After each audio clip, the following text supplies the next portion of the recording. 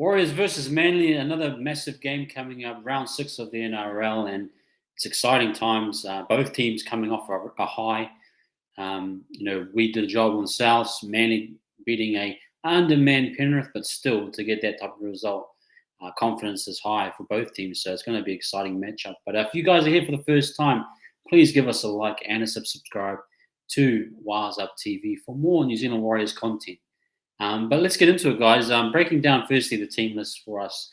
Look, we acknowledge that we've been hit with a few injuries at the moment. Bunty out with a hamstring, probably not back till round 12 or even possibly later. Marata's still out 8 weeks. Walker's not back till round 8 from updates. Freddie Lussick out with a 4-match suspension, which is, good news for us. It looked like it was going to be potentially 8. So that's great news to hear that. But still, just depth at this stage is an issue. But I feel confident that our boys can get the job done. But pretty much welcoming back Dallin. I know he was initially ruled out probably late in the scene. And now he's back in, and I'm sure he's going to have a massive game. Kurt Capewell off his HIA, back into the starting roster. Tamati another week to continue to build his combinations with SJ and his outsides. RT is back to left centre. So everything looks like this is probably the team, the starting 13 that's going to be moving forward over the next couple of weeks. But as for the bench, we're looking at CHT holds a spot at the moment as a 14 or as a utility. Tom Ali is now cemented and doing well. I think we'll talk about him. But then you've got Jazz at the moment. A few errors in his game, but I'm sure he can tidy those up. And then you've got Jacob Laban after a nice solid 20-minute stint there at the back end of the game.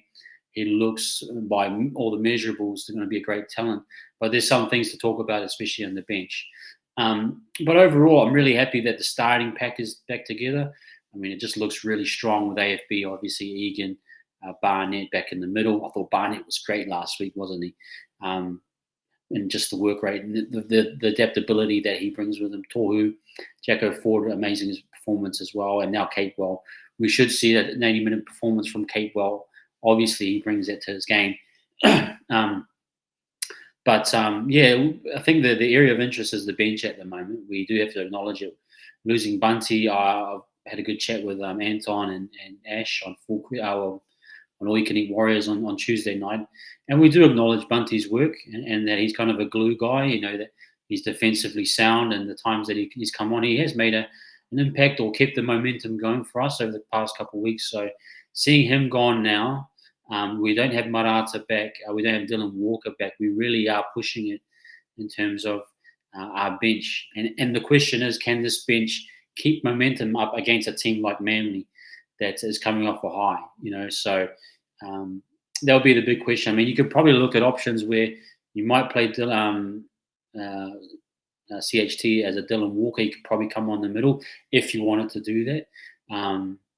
Now it looks like Laban, he's more definitely back row cover. I don't think he's a middle type guy like a Barnett that can be interchangeable. What I think, if they do go with Laban, that Capewell will move into the middle sometime to relieve Barnett or AFB or whoever's on at that time. Might be Jazz might come off, and then Capewell might come inside, because Capewell can work off in the middle in terms of defensive work, that type of stuff.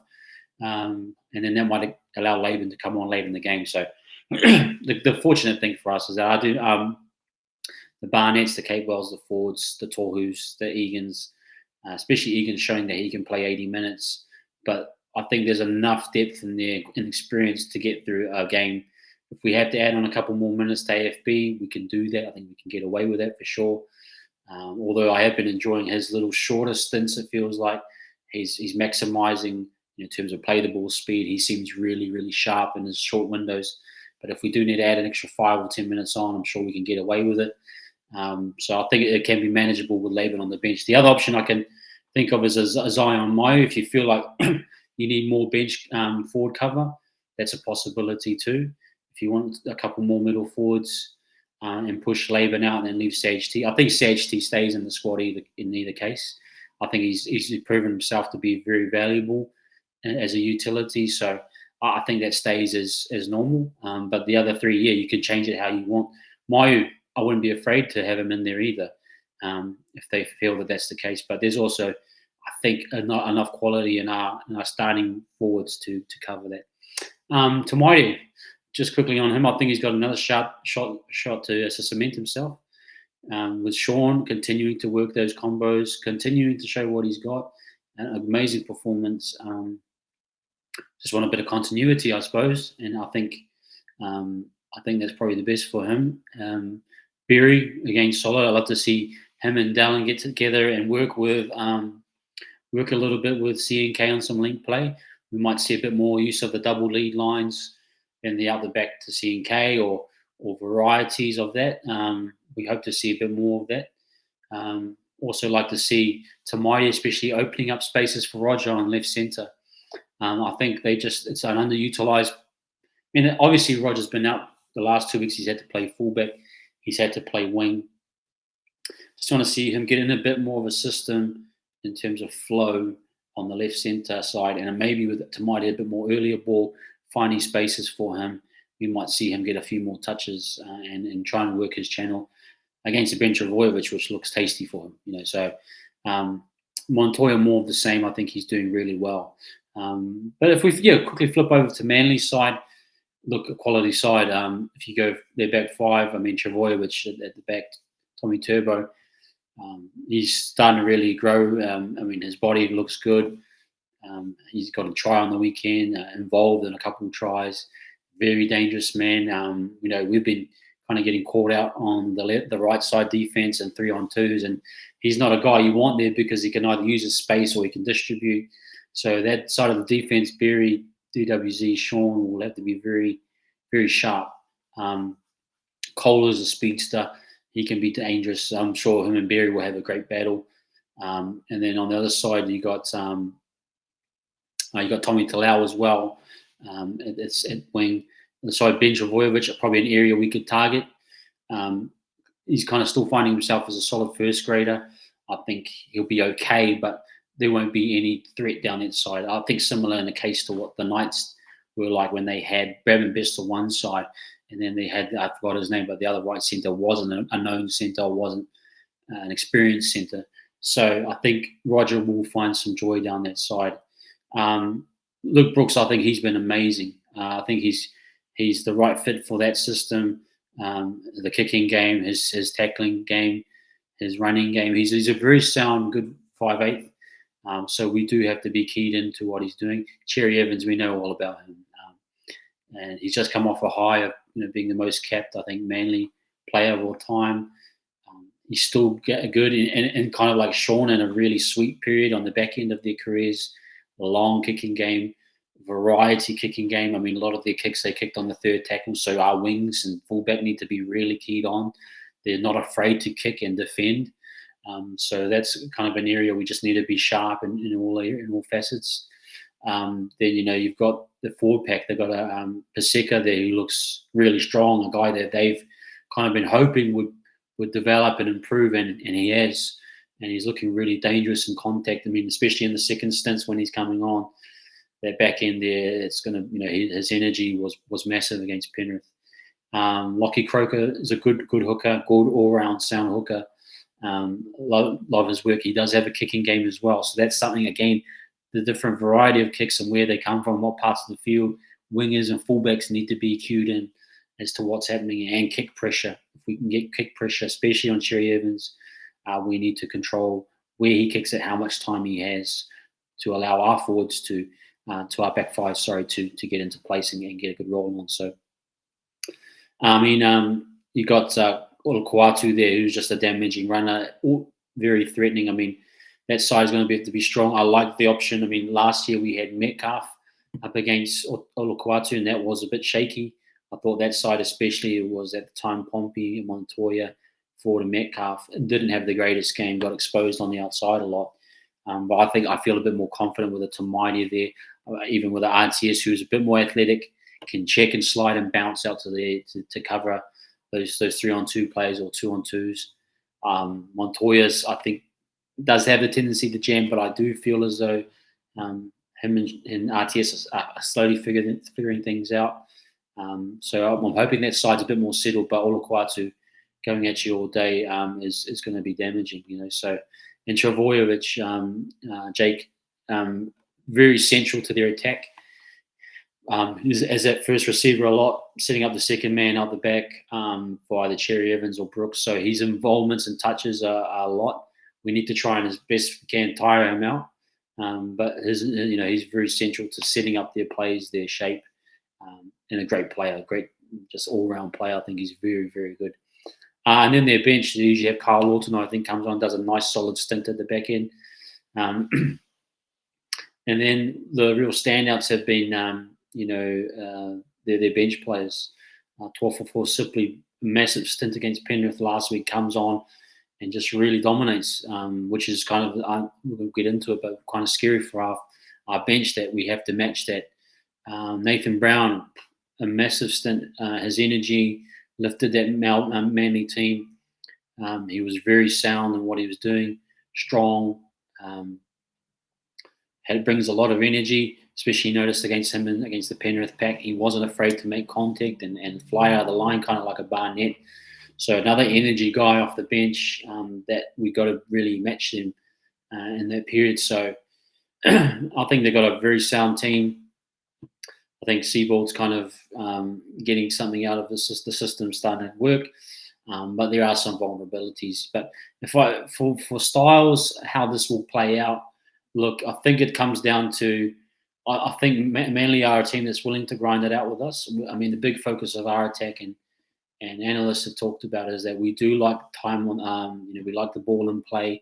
We want to get into a grind with you because we feel over time that we can dominate you. I mean, Souths was a perfect example that they struggled after the 20, 30-minute mark, and that continued throughout the rest of the game. So I feel like Manly are more equipped to deal with that pressure from us. At the same time, they're can be a very good attacking side. But pretty much off of my watching them against Penrith, I think Penrith, in a similar way to Souths, maybe just dropped a lot of ball and Manly capitalised. I mean, they got a try off of should have been a knock on. Some sloppy work, but they did well to score points off of it. A few set plays here and there, but nothing that I felt as though, wow, that was a really, truly dominant performance. And if you take that into account with the week before against the Dragons, where the Dragons really just, shut them down and they kind of lost their way, I'm really wondering if that was a game that they got up for Cherry Evans. How does it, and how do they deal with that confidence? Can they string another performance after that? Because they have kind of fluctuated up and down for a little bit lately. So for our side, I think we're really off 3 straight wins, even a good performance from Melbourne. So you're kind of fucking 4 or 5, pretty much a really solid start to the season. We're actually building into our season, and we're adding layers. We're improving our attack. Our shape is starting to look really solid. I mean, you add in now Capewell and what that does for our defensive work, the 1%ers, I think little extras. We should be able to get into our grinded out style. Sean playing at a high level with the kicking volume and the kicking pinpointness of the kicking. The back five that they have of a Jackson Polo, I don't think they can deal with that volume over time. And so that's an area where we could definitely target. There's obviously Sean kicks onto that fifth tackle, pins them down on a Tommy Talau. You can probably set up your defense a lot better, and can you control that? And then how do you deal with a Cherry Evans who kicks maybe on the third or fourth tackle and finds yardage? Can we limit that? Can we get our back three at least to win the advantage line where DC is kicking from the 30 or 40 and then we're catching it on the 20, getting up to the 30 for the first tackle? That would be ideal, but I think both teams will try, and there'll be a lot of that grinded out, trying to figure out, who's going to break first, who's going to make an error, who's going to have a misread and a miscue, and then building off of that. The other thing, the argument to that is that, I think for the majority the game will be played in the middle of the field, but when teams do get down to the goal line, it's who's going to be the better executed team that will win the game. I think for us, we need to show a little bit more in terms of our goal line attack being more clinical. I don't think we'll get the same opportunities South gave us. I mean, South gave us 14, 15 errors, and we obviously dominated. What if those errors are cut in half? What if there's 6 less chances? And I'm saying, well, with 6 less chances, we need to be more clinical with that ball that we get. So I think it goes both ways. Which team can be the most clinical? Because I definitely saw Manly that it wasn't as though that they were definitely clinical in their attack either. I think they were kind of, got some lucky bounces of the ball, should we say, and scored. It wasn't a really decisive winning game. Whereas I feel on our end, especially the long breaking tries we got, were pinpoint, were execution. Egan and his masterclass, and I think he may be again the difference between a strong win or a really close win, or that's my view of how important Egan is. I think he's so important and as a point of difference, especially around the ruck. I mean, for us, we got to really. I think they're a good forward pack, but there's no doubt if you hold on to the ball and you stick to your structures, you can break down that. Alawai, Paseka, they're big men. 12 simply, you can work them in the ruck. I feel as though we've got every opportunity if we stick to our game plan and play tight that we can win this game and possibly win it comfortably. My only concern is how you have a 12 simply and a Nathan Brown come on. We've got Jazz Tavanga, a little bit of an inexperienced Levon, a Tom Ale who's coming along, but that Jazz and Tom Ale stint and how Webby manages that. We have to be really tight in the area. We can't have any errors, and we have to beat out those two in particular. But that's my only concern. The pack is a little bit light. The bench is a little bit light, but it's nothing that we can't deal with and overcome. And what the team has showed, the resolve they've had in the last couple of wins, we can more than be capable of it. So I think it's going to be, who breaks first kind of game. Who can withstand the pressure the most? I feel as though we can withstand a lot of pressure. We're happy to get in the grind with you. We'll wait till you make a mistake. We'll be patient with all of our decision making. We'll execute at the right times. Egan will pick the right moment to go. We'll have C&K, Tamaiti, and Sean in support. Tohu will pull the trigger for the lead runner at the right time. Just feel that our team is so much more cued in with experience and where we're at from a team's perspective that we should be able to get this win. But you never write off DCE. I think they got the long kicking game that can always counter what we're trying to do. We just got to be on to our game, but we shouldn't feel that this is a game we can't win. That's for sure. I think, if anything, I'm maybe countering it in terms of score prediction with based off the lightness of our pack, our bench. Do I trust it fully? Not fully, but I do trust it. I do think Jazz and Tom can do a job. But if momentum changes, the game could fluctuate and it could be a close one. But I would love us to have an 8-point win. I'm giving Manly a lot of credit. But I wouldn't mind a 14-point win as well to show that we are separating ourselves from the rest of the league. But you got to be clinical in these games, and they're going to be tough. So you have to just, for me, it's probably an 8-point win. Would love it to be like a 20, 18, 12. I would love us to get to the 24-point mark. I think when we stick at 18, it's always usually going to be a tight one. But when we get over 24 or 24 points, I think we should be able to go on. Do I think we can get to 24? I think so. I'll predict maybe of 24 to 16 or 24-18. But wouldn't be surprised if it's 18 to 14 or 16-12. We just don't know how that game's going to pan out and what each team does to counterattack their strategies. So, but it's going to be a great game. I'll be there if you guys are there. Come say hi. I'd love to catch up with as many people as I can.